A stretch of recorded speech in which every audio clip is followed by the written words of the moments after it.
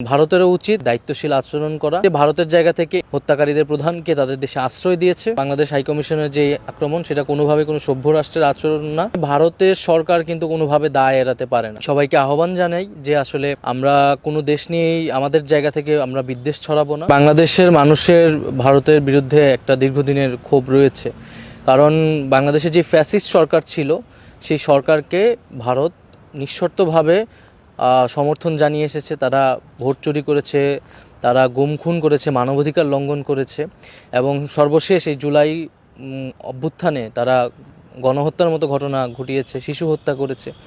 তারপর আমরা দেখেছি যে ভারতের জায়গা থেকে এই সকল যে হত্যাকাণ্ড নিয়ে কোনো বক্তব্য নেই, বরং তারা সেই হত্যাকারীদের প্রধানকে তাদের দেশে আশ্রয় দিয়েছে।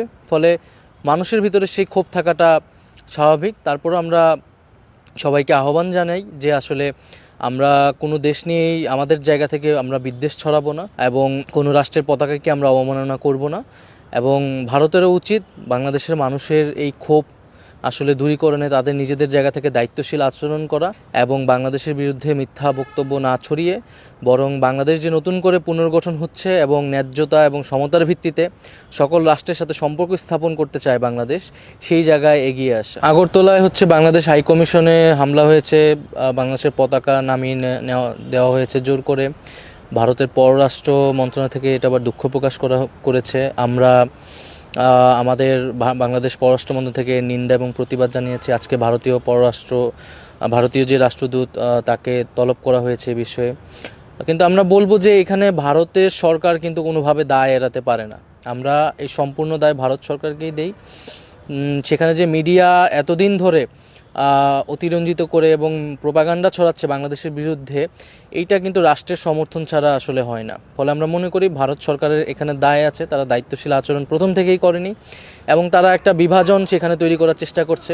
ত্রিপুরা, আসাম, পশ্চিমবঙ্গর সাথে বাংলাদেশের ঐতিহাসিক এবং সাংস্কৃতিক সম্পর্ক রয়েছে, এবং এই অভ্যুত্থানেও কলকাতার, যাদবপুরে, দিল্লিতে ছাত্ররা বাংলাদেশের পক্ষে দাঁড়িয়েছে, শেখ হাসিনার হত্যাকাণ্ডের বিরুদ্ধে প্রতিবাদ জানিয়েছে।